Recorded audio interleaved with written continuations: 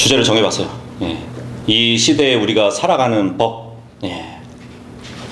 요즘 여러분들 이 유튜브나 이제 방송 매체기를 보면은 굉장히 안 좋은 소식들이 많죠. 예. 어찌 보면 우리는 지금 두려움이라는 공기 속에 살고 있어요. 그죠? 그러니까 우리가 두려움을 느끼는 그 정도가 그냥 정도가 아니라 두려움을 호흡하면서 살고 있어요. 그죠?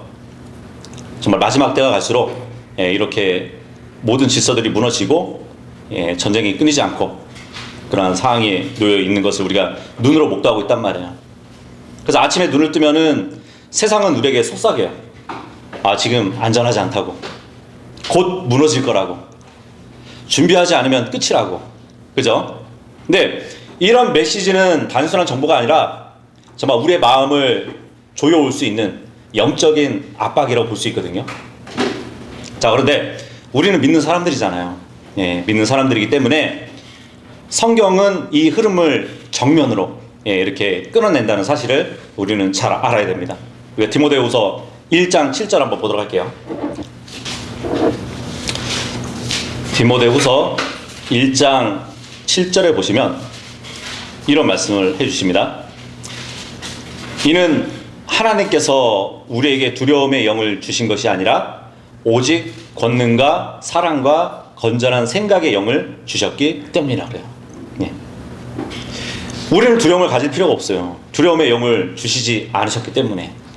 근데 이 말씀은 단순한 위로가 아니라 어쩌면 우리의 정체성의 선언이거든요. 지금 내 안을 지배하는 두려움이 있다면 그 두려움이 어디서 온 걸까요? 그래서 오늘 그 질문에 대해서 확실하게 답할 수 있기를 바랍니다. 보통 두려움이 언제 생길까요? 눈으로 무엇을 보았을 때 생겨요. 그죠?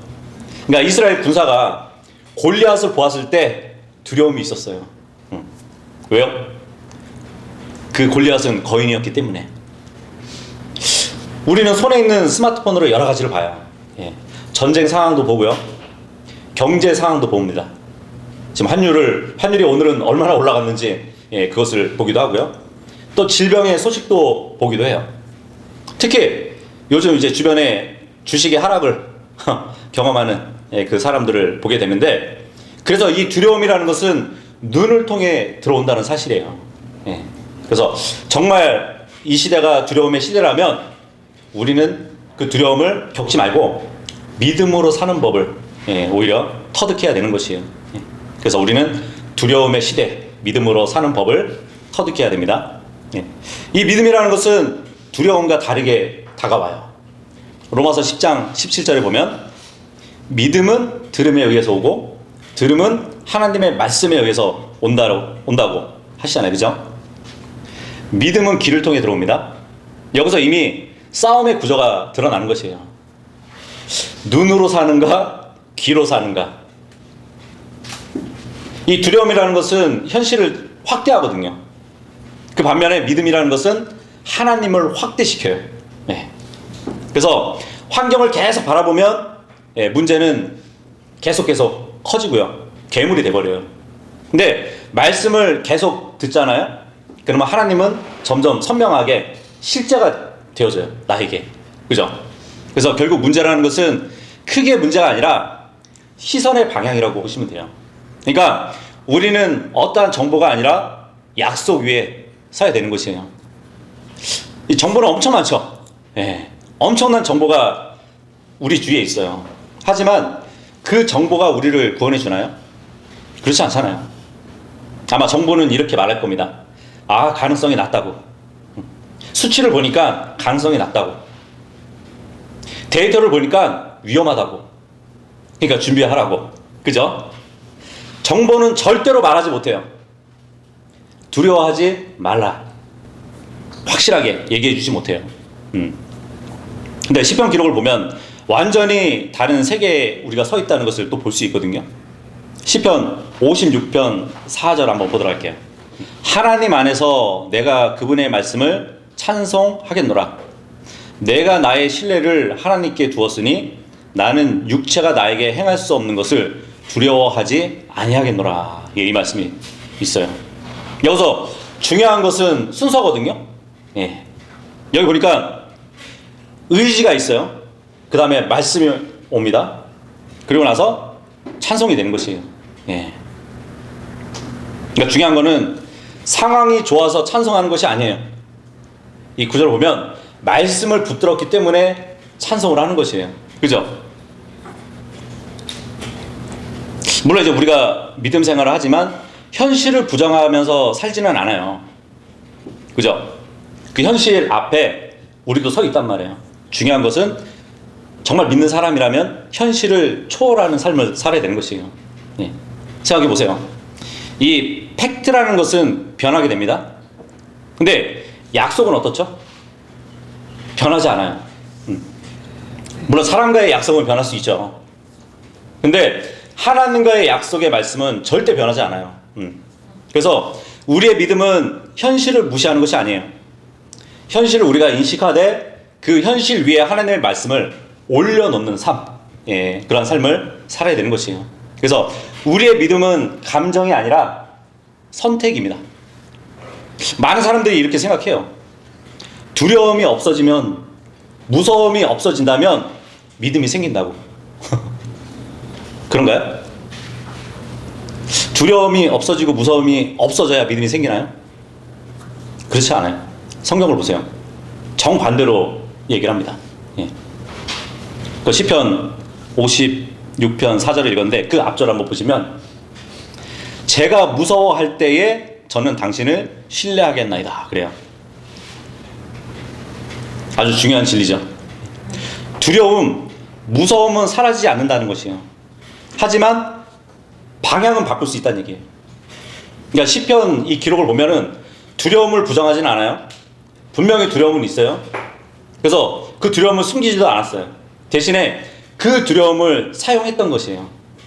두려움이 올 때마다, 무서움이 있을 때마다 그것을 하나님께로 가져가는 그 통로로 삼았던 것이란 말이에요. 이것이 바로 믿음입니다. 네. 그래서 믿음은 감정이 아니에요. 우리 의지의 결단이라고 보시면 돼요. 어떤 무서움이 밀려와도 상황이 변하지 않아도 뭐 이해되지 않아도 나는 하나님을 신뢰하겠다. 예, 이 선택이 바로 믿음이라는 것이에요. 지금 여러분들은 무엇에 반응하고 있나요? 하나님을 믿는 성도는 반응하는 존재거든요. 근데 문제는 무엇에 반응하느냐 이거예요.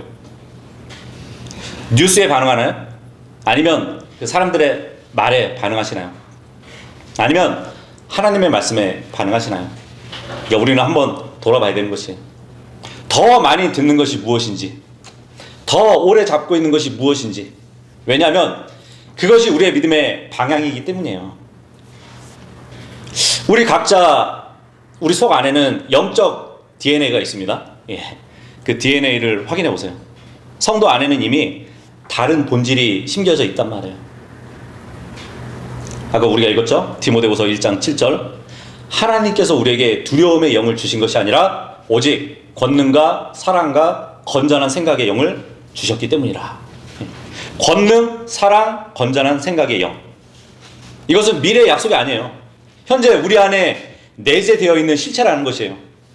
근데 문제는 있느냐 없느냐가 아니라 그것을 사용하느냐 아니냐 이것이란 말이에요. 그래서 우리 삶에 두려움은 파도처럼 몰려옵니다. 그래서 막을 수가 없어요. 하지만 믿음은 배의 키와 같아요. 예. 배의 운전대와 같다는 얘기예요. 방향을 결정한단 말이에요. 그래서 오늘 우리는 선택해야 되는 것이에요. 두려움에 끌려갈 것인가, 말씀 위에 설 것인가. 이 믿음은 두려움이 없는 상태가 아니에요. 두려움이 밀려오는 순간에도 하나님을 더 크게 바라보는 그 선택인 거란 말이에요. 그래서 두려움을 주는 이 시대는 또 진짜와 가짜가 뒤섞인 시대입니다. 넘쳐나는 그 정보 속에서도 우리가 얼마나 많이 아느냐가 아니라 무엇이 진짜인가, 무엇이 가짜인가, 예, 이것도 우리가 구별하면서 살아야 되는 것이에요. 그래서 우리가 두 번째, 이 마지막 때의 미혹에 있어서 분별력이거든요. 그래서 우리가 속지 않는 믿음의 길로 살아야 간다는 것이 우리의 삶의 법이에요. 예수님께서 마지막 때를 설명하시는 설교가 있거든요. 거기서 가장 먼저 하신 말씀이 무엇인지 아세요? 마태복음 24장 4절 한번 보도록 할게요. 어떤 사람도 너희를 속이지 않도록 주의하라요. 예. 전쟁보다 먼저, 뭐 어떠한 재난보다 먼저 속이는 일을 경고하셨던 거예요. 예. 이것은 단순한 위험이 아니라 핵심적인 위험이라는 것을 말씀해 주신 것이에요. 왜냐하면 속이는 것은 눈에 보이지 않게 조용히 다가오거든요. 그리고 치명적으로 사람을 하나님에게서 떼어놓기 때문이에요. 그러니까 이 속이는 일은 외부보다 내부에서 더 강하게 작용하는 것이에요. 그러니까 많은 사람들은 이 속이는 일을 멀리 있는 것으로 생각을 해요. 하지만 성경은 정반대로 말을 합니다. 그 마태복음 24장 5절에 보니까 많은 이들이 내 이름으로 올 것이요 그러잖아요. 그렇죠? 여기서 핵심은 내 이름으로 온다는 얘기예요. 완전히 다른 이름으로 오는 것이 아니라 내 이름으로, 같은 용어, 같은 성경, 같은 하나님을 말하고 있는 것이에요. 그래서 더 위험한 것이에요. 속이는 자는 이 적군처럼 오지 않아요. 친구처럼 온다는 얘기예요. 물론 주님은 이제 대환란에 있을 일을 말씀하시는 것이지만 이 시대와 무관하지는 않아요. 그래서 데살로니가 후서 2장 3절의 말씀을 보면 교회에게 하신 말씀이잖아요. 아무도 어떤 방식으로든 너희를 속이지 못하게 하라는 말씀이 있어요. 그러니까 예수님은 어떤 사람이 속인다고 말씀하셨고 바울은 어떤 방식이 속인다고 경고를 했습니다. 그렇게 속으면 먼저 떨어져 나가는 일이 온다고. 예. 물론 이 말씀도 주의 날에 적그리스도를 따르는 유대인들의 배교를 말하는 문맥이긴 해요. 근데 이러한 일이 대환란 중간의 이야기에서 끝나면 안 되는 것이에요. 이 시대 교회 시대에도 일어나는 일이기 때문이에요. 겉모습은 그대로인데 본질이 바뀌는 것이에요. 말씀은 있지만 권위는 사라지고요.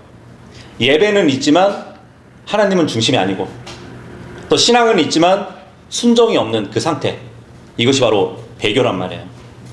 그래서 가장 위험한 순간은 크게 무너질 때가 아니라 조금씩 괜찮다고 여겨질 때, 이 정도는 괜찮아, 다들 이렇게 해, 이런 작은 타협이 미혹의 문을 여는 열쇠가 되는 것이에요. 그래서 우리는 느낌적인 느낌이 아니라 성경이 기준이 되어야 되는 것이에요. 그 속이는 일이 언제 가장 쉽게 들어오는지 아세요? 기준이 흐려질 때예요. 오늘날 많은 성도들이 보이지 않는 그 기준을 가지고 있어요. 내가 느끼기에는, 내가 보기에는, 내가 해석하기에는, 그죠? 오늘 예배 정말 은혜로운 느낌이었어, 감동적인 경험이었어, 굉장히 편안한 분위기였어. 하지만 감정은 진리의 나침판이 아니에요. 감정은 바람에 흔들리는 깃발일 뿐이에요. 갈대일 뿐이에요. 그래서 이 사탄은 진리를 공격하기보다 기준을 먼저 흔든다는 사실을 잘 알아야 돼요. 그래서 무엇이 옳은지 판단하지 못하게 만드는 것이란 말이에요. 하지만 성경은 분명하게 말씀을 하십니다. 우리가 사도행전 17장 11절 한번 보도록 할게요. 사도행전 17장 11절. 거기 보면은 이들은, 여기서 이들을 했을 때는 이제 베레아 지방에 있는 사람들을 얘기합니다. 데살로니가에 있는 자들보다 더 고상하였던 것은 그들이 온 생각을 다해 준비하여 말씀을 받아들였고 그것들이 그런가 하여 매일 성경 기록들을 찾아보았기 때문이라 그래요. 그러니까 말씀을 그냥 듣고 보는 거에서 끝나지 않고 정말 그런가 하고 찾아봤대잖아요, 성경 기록들을. 어저께 카톡으로 보내왔잖아요. 이 말씀이 이런 것인가. 그래서 우리가 형제들이 정말 그런가 해서 찾아본 거잖아요, 그죠? 이 베레아 사람들은 설교를 느끼지 않았어요. 검증을 했어요. 이것이 바로 분별력이거든요. 말씀이 감동으로 다가와도 그 말씀으로 확인을 하셔야 되는 거예요. 불편해도 성경이 맞다면 따라야 되는 것이에요. 느낌을 기준으로 살면요, 속는 것이에요. 반면에 말씀을 기준으로 살면 살아나는 것이고. 그러니까 진리는 굉장히 단순하거든요. 근데 거짓은 굉장히 화려해요. 근데 왜 거짓은 화려할까요? 본질이 없기 때문이에요. 예. 포장으로 승부를 해야 되기 때문에 화려한 거예요. 그래서 성경은 말씀합니다. 고린도후서 11장 14절에 보면 놀라워할 일이 아니라고, 사탄 자신도 빛의 천사로 가장되어 있기 때문이라고 그러거든요. 그러니까 거짓은 어둠처럼 오지 않아요. 빛처럼 와요. 그래서 더 헷갈리는 거예요. 그리고 거짓의 특징은 또 이렇거든요. 지나치게 복잡해요. 특별한 지식을 막 강조하고요. 선택받은 소수만 안다고 그렇게 말을 합니다. 네, 우리가 알고 있는 복음은 단순하잖아요. 그죠? 그리스도께서 우리 죄를 위해서 죽으시고 부활하셨다고. 뭐 며칠 전에 이게 CBS 보니까 구원파 얘기를 하면서 한 번 받은 구원이 영원하다는 것을 또 잘못됐다고 얘기하는 그 방송도 나오더라고요. 근데 진리는 단순한 거예요. 무엇 뭐 때문에 구원이 취소되고 굉장히 복잡하게 그렇게 만들어 놓지 않단 말이에요. 그래서 이 단순한 진리 안에 구원과 생명이 모두 담겨 있어요. 진리는 깊지만 복잡하지 않아요. 만약 어떤 가르침이 지나치게 막 자극적이고 계속 새로운 것을 요구하고 본질에서 멀어진다면 그것은 이미 미혹의 그림자 안에 있는 것이에요.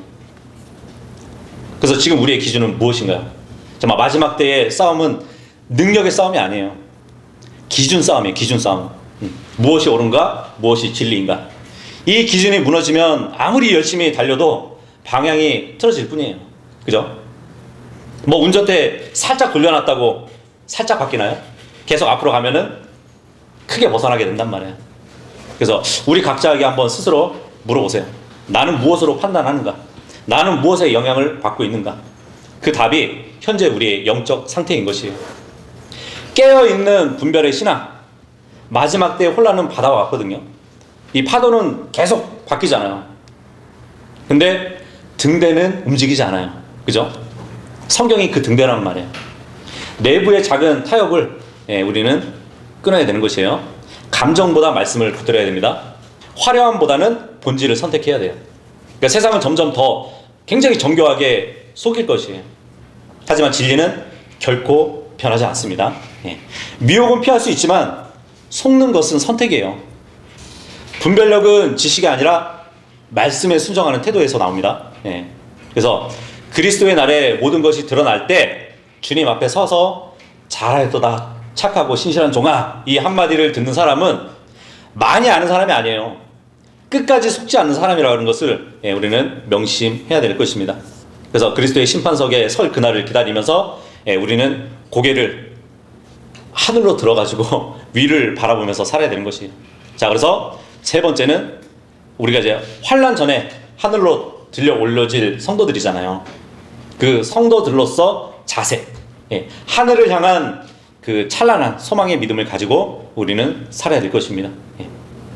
요즘 세상 사람들은 이 시선이 어디로 가 있냐면 아래로 가 있어요. 물론 이 땅으로 가 있다고도 볼 수 있지만 늘 거북목이 돼가지고 스마트폰에 가 있단 말이에요. 이 앞서 말했지만 뉴스라는 것은 두려움을 보여주고요. 경제는 불안을 말해주고요. 세상은 미래를 어둡게 그려줘요. 그래서 사람들은 자연스럽게 땅을 보면서 사는 존재가 되어버렸어요. 하지만 성경은 정반대로 말을 합니다. 위를 보라고. 성도에게 마지막 때 징조는 재앙의 신호가 아니에요. 재앙의 신호가 아니라 구원의 접근 신호예요. 더욱더 세상이 악해지고 위험할 때 우리는 더 소망이 커지는 것이거든요. 주님 오신다는 그 소망. 그래서 환난 전 휴거를 기다리는 것은 단순한 교리가 아니라 성도의 시선을 들어가지고 하늘을 바라보게 하는 교리라는 사실을 알아야 돼요. 근데 사람들은 휴거를 오해하죠.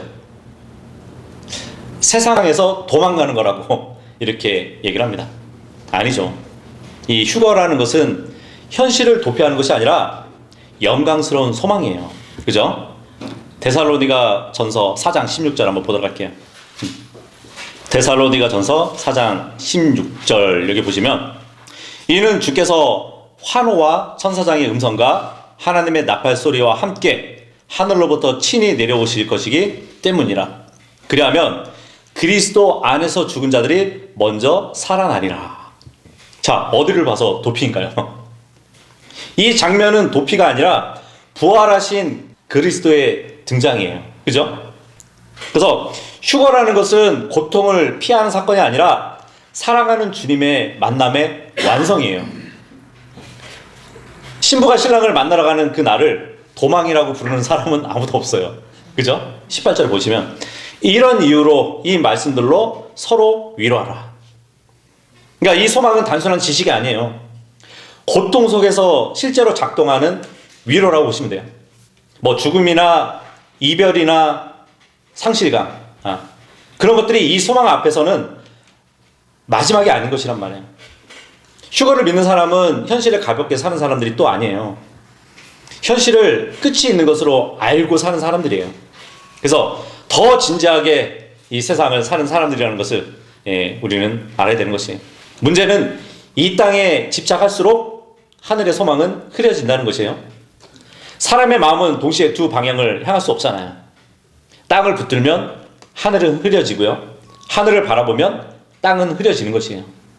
그래서 성경은 말씀합니다. 디도서 2장 13절에 보면 그 복된 소망과 위대하신 하나님 곧 우리 구원자 예수 그리스도의 영광스러운 나타나심을 고대하게 하셨느니라. 정말 그날을 고대하시죠? 기다리시죠? 여기서 기다린다는 것은 단순한 시간이 아니라 삶의 방향이에요. 무엇을 우리가 기대하면서 사는가? 그것이 그 사람의 인생을 결정하는 것이란 말이에요. 만약 우리의 기대가 어떠한 재산이나 안정이나 성공에 묶여 있다면 주님의 재림은 기쁨이 아니라 방해가 될 뿐이에요. 성도의 정체성은 다른 것이에요. 우리는 이 땅에 정착만 하는 것이 아니라 나그네로서 이 땅은 집이 아니라 통과하는 길이란 말이에요. 그래서 우리가 정말 붙잡고 있는 것을 점검해 봐야 돼요. 그리고 내려놓을 것을 분별해야 됩니다. 손이 가벼워야 하늘을 향해 들어 올릴 수 있는 것이에요. 이 곧 오신다는 그 의식이 삶을 거룩하게 만들 것입니다. 그래서 이 재림의 신앙의 핵심은 임박성이에요. 언젠가 오신다가 아니라 곧 오신다. 이런 의식이 사라지는 순간은 정말 느슨해지는 신앙을 살 수밖에 없을 것이에요. 반대로 곧 오신다는 의식이 있다면 우리의 삶은 달라질 겁니다. 생각도 달라질 것이고요. 선택도 달라질 것이에요. 그러니까 우선순위가 달라질 거란 말이에요. 신부는 신랑을 기다릴 때 그냥 기다리나요? 막 아무 옷이나 입고 그렇게 기다리나요? 그렇지 않잖아요. 그냥 부시시한 머리하고 화장하지 않은 얼굴로 기다릴까요? 그렇지 않잖아요. 이쁘게 화장하고 이쁜 옷을 입고 준비한단 말이에요. 그래서 성경은 묻는 것이에요. 주님이 오늘 오신다면 나는 준비되어 있는가? 정말 이 질문은 우리의 삶을 정결하게 만드는 마치 칼과 같습니다. 그리고 이 재림의 신앙은 게으름을 만들지 않아요. 오히려 부르심의 사명을 가속할 수 있도록 더하시는 그 일을 해줍니다. 그래서 복음을 전하게 만들고 맡겨진 일을 신실하게 하고 시간을 낭비하지 않게 만든단 말이에요. 그래서 이렇게 종말이라는 것은 미래 이벤트가 아니라 오늘의 기준이 되는 것이에요. 오늘을 어떻게 사는지가 그 날을 준비하는 방식이란 말이에요. 그리고 우리의 시선은 어디를 향하고 있는지, 그죠? 그 성도의 삶은 결국 시선의 문제라는 것이에요. 여전히 계속 아래를 보고 있지 않는지, 아니면 우리가 위를 향하고 살고 있는지, 무엇을 더 자주 생각하고 사는지, 무엇을 더 기대하며 살고 있는지, 그 방향이 우리의 실제 신앙이라는 것을 잘 알아야 될 것이에요. 구름 위에서 만날 그날을 기대하면서 성경은 놀라운 장면으로 끝을 보여줍니다. 그 데살로니가 전서 4장 17절 보시면 그 다음에 살아남아 있는 우리도 구름들 속으로 그들과 함께 붙들려 올라가 공중에서 주를 만나리라. 그리하여 우리가 언제나 주와 함께 있으리라 그래요. 이것은 상징이 아니라 실제적인 사건이에요.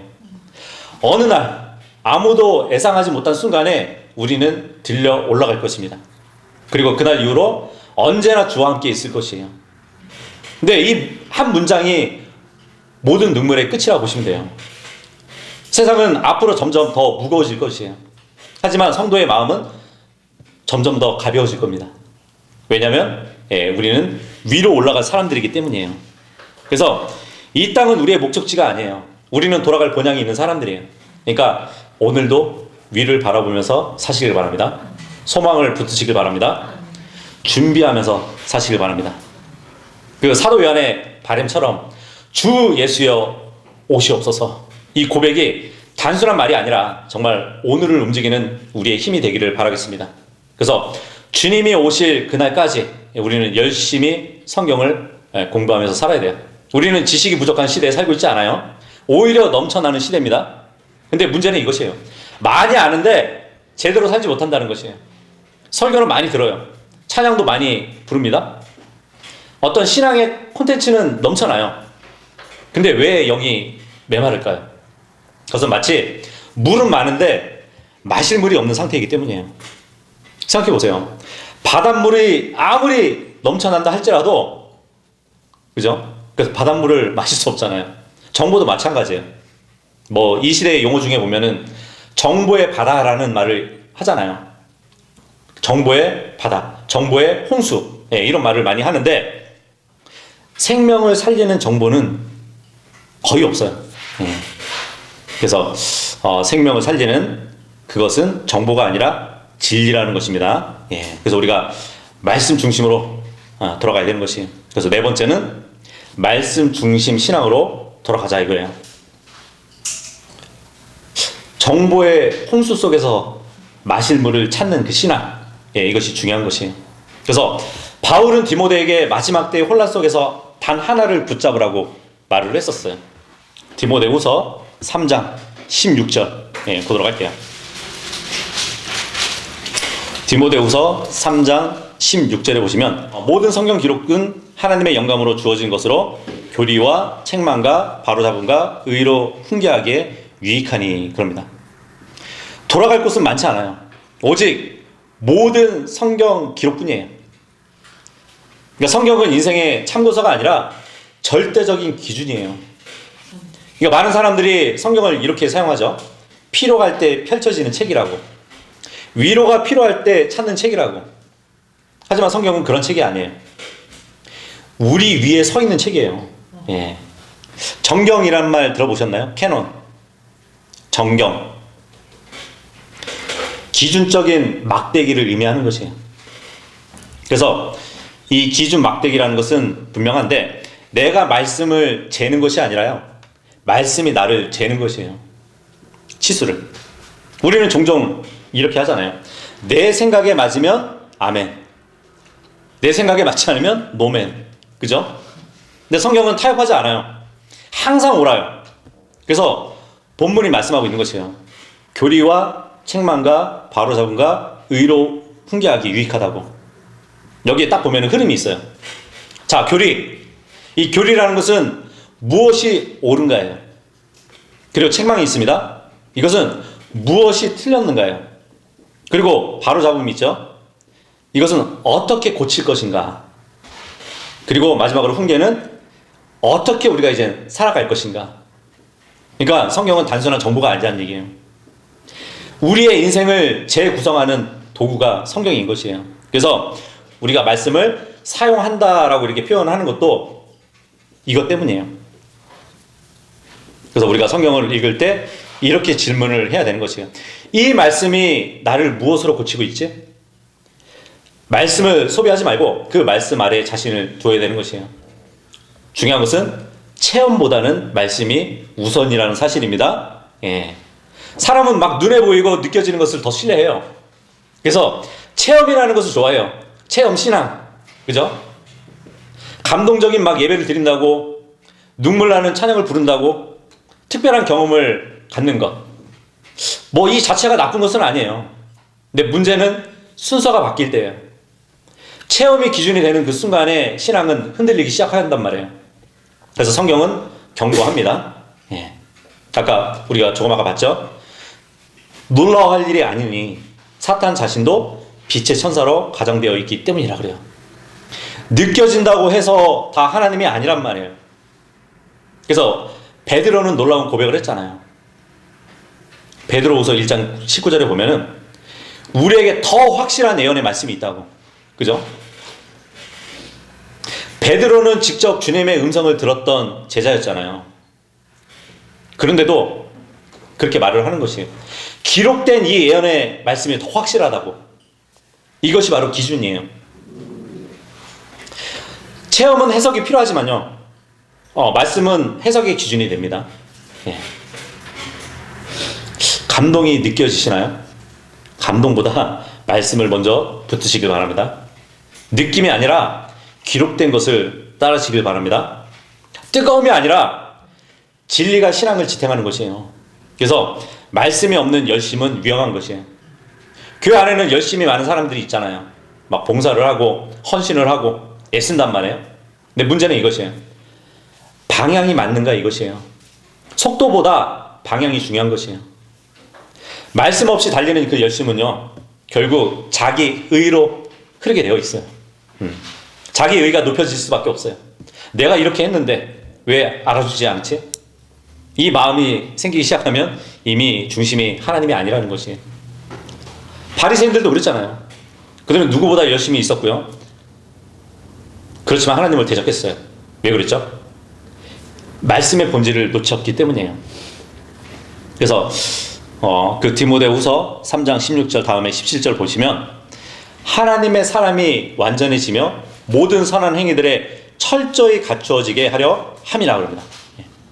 선한 일을 많이 한다고 되는 것이 아니라 말씀으로 준비된 사람에게서 그 선한 행위들이 온대요.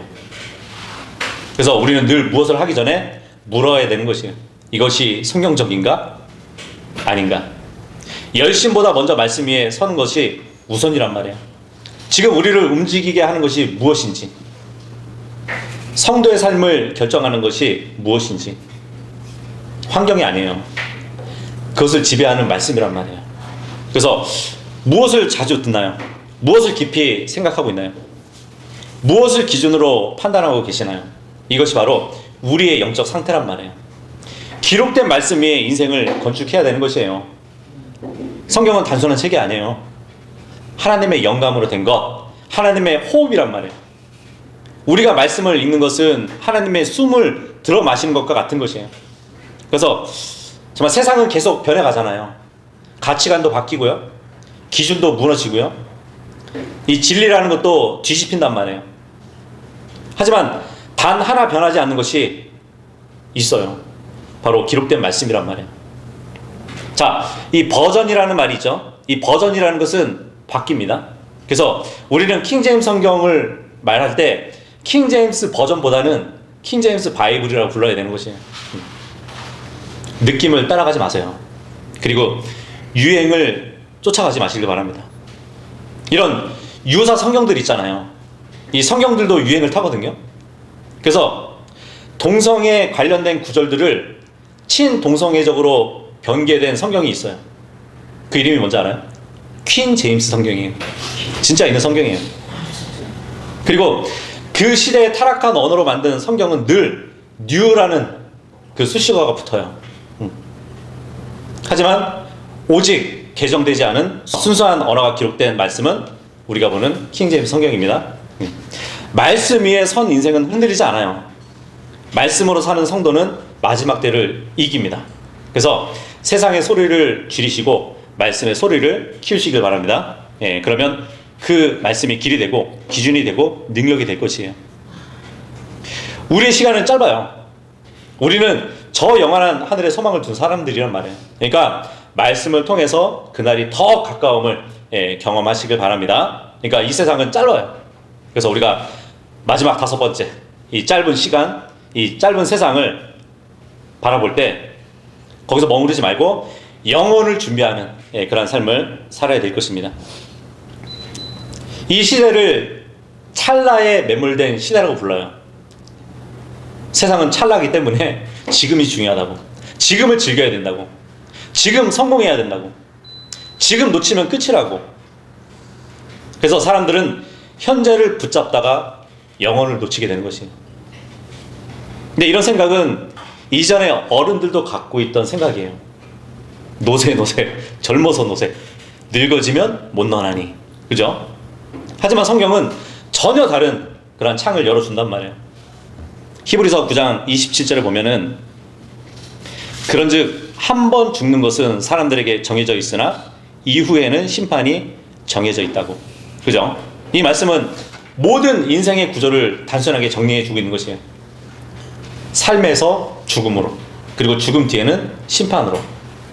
이 세 단어 안에 모든 인간의 이야기가 들어있는 것이에요. 중요한 것은 얼마나 오래 사느냐가 아니에요. 무엇을 준비하며 사느냐예요. 그러니까 많은 사람들이 인생을 너무 가볍게 여겨요. 하지만 인생은 리허설이 아니거든요. 단 한 번의 공연이란 말이에요. 그래서 사람들은 자주 이렇게 생각을 합니다. 아, 나중에 더 잘하면 되지. 성경은 말해요. 한 번이라고. 이 단어는 기회를 제한한 것이에요. 반복도 없고 어떤 수정도 없고 되돌림도 없는 그 인생은 녹화가 아니라고, 생중계라고. 그래서 지금 이 순간의 선택이 바로 그대로 기록되는 것이라고. 그래서 시간은 단순한 흐름이 아니라 책임이에요. 하나님은 우리에게 시간을 맡기셨습니다. 낭비하라고 주신 것이 아니라 준비하라고 주신 것이에요. 그러니까 오늘 하루는 그냥 지나가는 하루가 아니라 영혼을 결정하는 하루가 될 수 있는 것이에요. 어떤 사람에게는. 그래서 우리는 나중에라는 단어를 경계해야 되는 것이에요. 나중에 기도하겠다고, 나중에 헌신하겠다고, 나중에 바로 살겠다고. 근데 이 나중에가 인생을 무너뜨리는 것이에요. 그래서 우리는 오늘을 붙잡아야 되는 것이에요. 오늘이 마지막이라면 어떻게 살까요? 하나님의 심판은 예외 없이 반드시 오게 되는 것이에요. 근데 세상은 심판을 지우려고 해요. 막 농담처럼 말하고요, 신화처럼 취급하고요, 존재하지 않은 것처럼 무시한단 말이에요. 하지만 성경은 단호하게 말을 합니다. 전도서 12장 14절에 보면은 이렇게 말씀합니다. 이는 하나님께서 선이든 악이든 모든 은밀한 것과 더불어 모든 행위를 각각 심판으로 가져올 것이기 때문이라고 해요. 여기서 중요한 단어는 모든이에요. 공개된 행동, 숨겨진 생각, 아무도 모르는 동기, 전부 드러난다는 얘기예요. 사람들은 다른 사람 앞에서 이미지를 관리할 수 있습니다. 그죠? 하지만 하나님 앞에서는 본질이 드러난대요. 그러니까 심판은 단순한 처벌이 아니라 하나님의 공의가 완성되는 그 순간이에요. 그리고 그날은 반드시 온대요.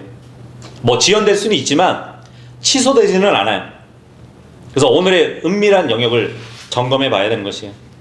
아무도 보지 않는 그 자리에서 혼자 있을 때의 선택에서, 마음속의 생각에서 하나님은 이미 보고 계신다는 얘기예요. 그래서 그 의식이 삶을 정결하게 만드는 것이에요. 그래서 준비된 자에게는 두려움이 아니라 영광이 될 것입니다.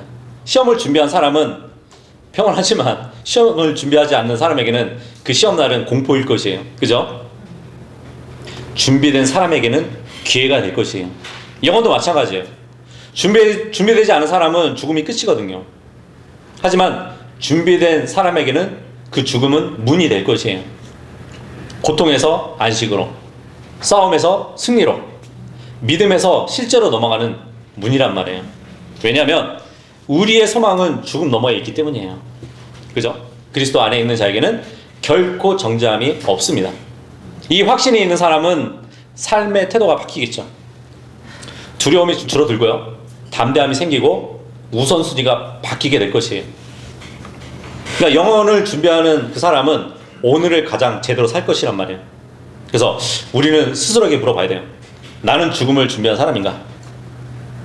물론 죽기 전에 올라갈 수 있지만, 이 질문은 무거워 보이지만 가장 자유롭게 만드는 질문이에요.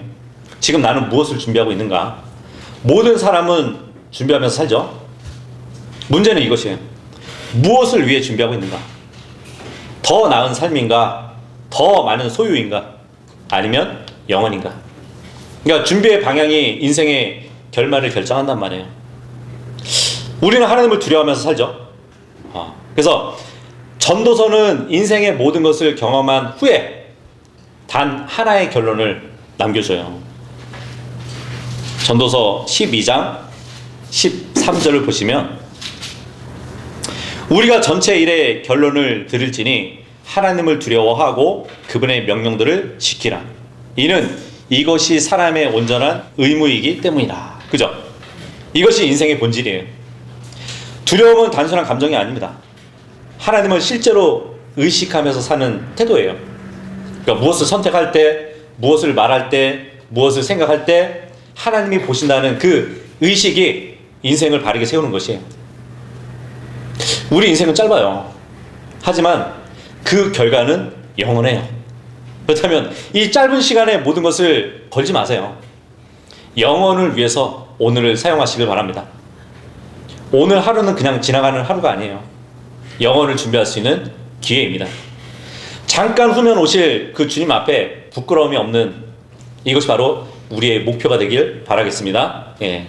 이 두려움의 시대, 믿음으로 살고 마지막 때에 미혹을 분별하고 휴거를 바라보는 그 소망을 갖는 그 말씀 중심의 신앙으로 사는 이 짧은 시간, 이 짧은 시대를 영원을 준비하는 모두가 될 수 있기를 바라겠습니다. 예, 현실을 정확히 보고 하늘을 바라보면서 살 수 있는 모두가 될 수 있기를 바라겠습니다. 네.